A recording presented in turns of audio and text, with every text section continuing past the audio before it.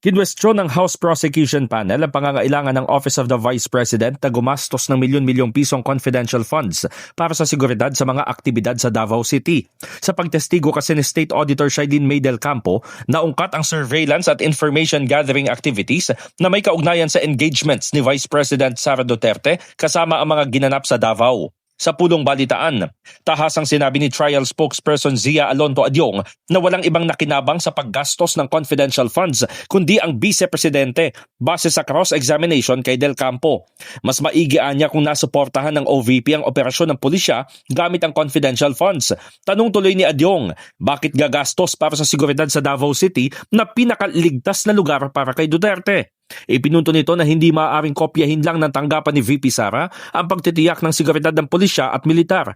What the COA wanted to really know is not the regular police work that has been doing by a lot of agencies that have that mandate. Kasi gusto mong mag-intervene, gusto mong mag-support, gusto mong mag-assist sa mga agencies na doing all this police work.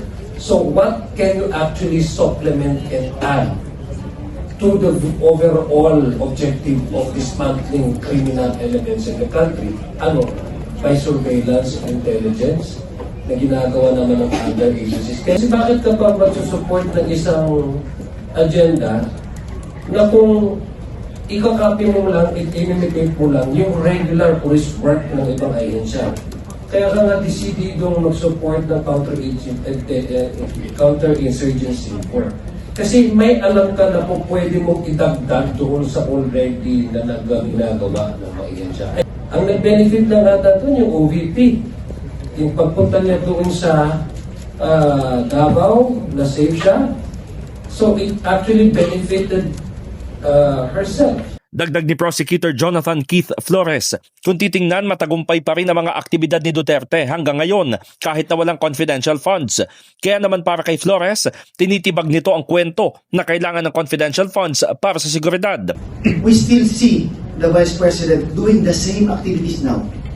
The planting, Christmas party, and other activities na walang confidential funds. Successful naman, safe naman yung activities, di ba? So why need na to spend this much for activities na ginagawa niya pa rin daily ngayon na wala naman siyang confidential funds? In the heart of changing lives, ako si Brigada Haji Caaminio ng 105.1 Brigada News FM Manila, The Music and News Authority.